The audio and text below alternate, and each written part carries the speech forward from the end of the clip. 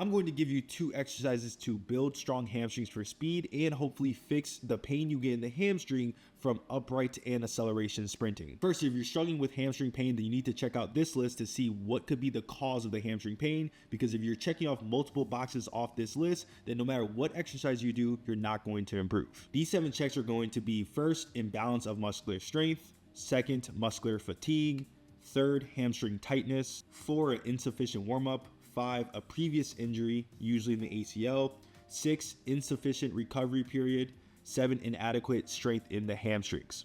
If you're struggling with one of these 7 issues, then you're probably gonna have hamstring issues no matter what you do.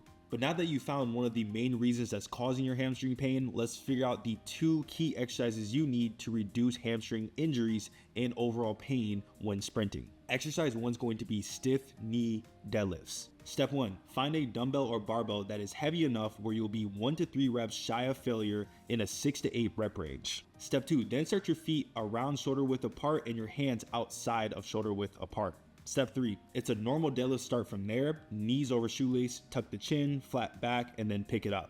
Step 4, while standing up, you want to start the movement with a hip hinge by sending the butt back. Step 5, push the hips back slowly. Instead of a regular eccentric, we want a slow 3 to 5 eccentric count. Eccentric's the lengthening phase of this movement, which means the lowering of the barbell should be 3 to 5 slow second counts. Step 6, maintain the barbell on your shins all the way down through the full range of motion while pushing the hips back. Step 7, avoid rounding your back at the lower portion of the full range of motion. And then step 8, explode up through the hamstrings and the glutes. The sets and reps for this can be anywhere between 6 to 12 reps for 2 to 4 sets, depending on the goal and the athlete. Another variation you can do is deficit pulls, but I'd only do this if you're an intermediate to advanced athlete. The reason these 2 exercises can be helpful for your hamstring health and power is that the research shows the importance of resting muscle length in hamstrings and its positive correlation with reduced hamstring strains.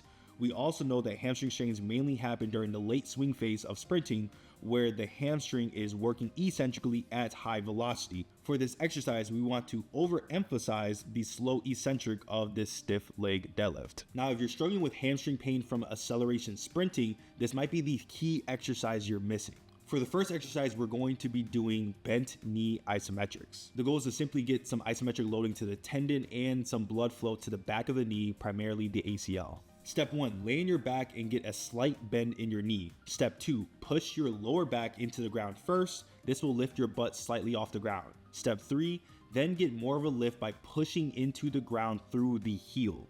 Step 4, exhale just enough to get some tension in the abs. And then step 5, slightly tilt the top of your foot in while holding this position by pushing down from the heel. You should feel a main burn in the hamstring.